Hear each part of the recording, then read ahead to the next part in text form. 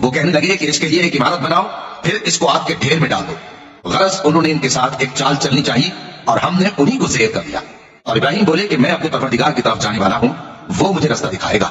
اے پروردگار، مجھے اولاد عطا فرما جو سعادت مندوں میں سے ہو۔ تو ہم نے ان کو ایک بردبار لڑکے کی خوشخبری دی۔ جب وہ ان کے ساتھ دوڑ دھوپ کی عمر کو پہنچا تو ابراہیم نے کہا کہ بیٹا، میں خواب میں دیکھتا ہوں کہ گویا تم کو ذبح کر رہا ہوں، تو تم سوچ لو کہ تمہارا کیا ارادہ ہے۔ انہوں نے کہا کہ ابا جان، جو آپ کو حکم ہوا ہے وہی کیجیے، اللہ نے چاہا تو آپ مجھے صابروں میں پائیے گا۔ اس طرح جب دونوں نے حکم مان لیا اور باپ نے بیٹے کو ماتھے کے بل لٹا دیا تو ہم نے ان کو پکارا کہ اے ابراہیم، تم نے خواب کو سچا کر دکھایا، ہم نیکوکاروں کو ایسا ہی بدلہ دیا کرتے ہیں۔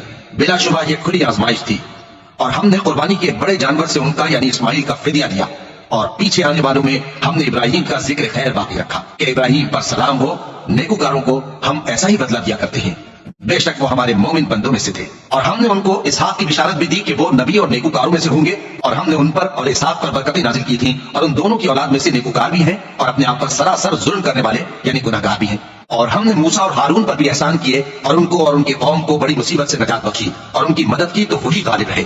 اور ہم نے ان دونوں کو کتاب واضح یعنی تورات عنایت کی اور ان کو سیدھا رستہ دکھایا، اور پیچھے آنے والوں میں ان کا ذکر خیر باقی رکھا کہ موسیٰ اور ہارون پر سلام، بے شک ہم نیکوکاروں کو ایسا ہی بدلہ دیا کرتے ہیں۔ وہ دونوں ہمارے مومن بندوں میں سے تھے، اور الیاس بھی پیغمبروں میں سے تھے۔ جب انہوں نے اپنی قوم سے کہا کہ تم ڈرتے کیوں نہیں؟ کیا تم بال کو پکارتے اور اسے پوجتے ہو اور سب سے بہتر پیدا کرنے والے کو چھوڑ دیتے ہو یعنی اللہ کو، جو تمہارا اور تمہارے پہلے باپ دادوں کا پروردگار ہے؟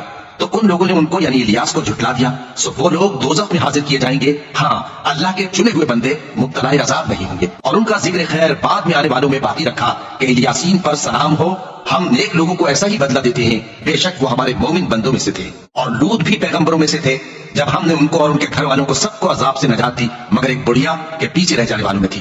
پھر ہم نے اوروں کو ہلاک کر دیا، اور تم دن کو بھی ان کی بستیوں کے پاس سے گزرتے رہتے ہو اور رات کو بھی، تو کیا تم عقل نہیں رکھتے؟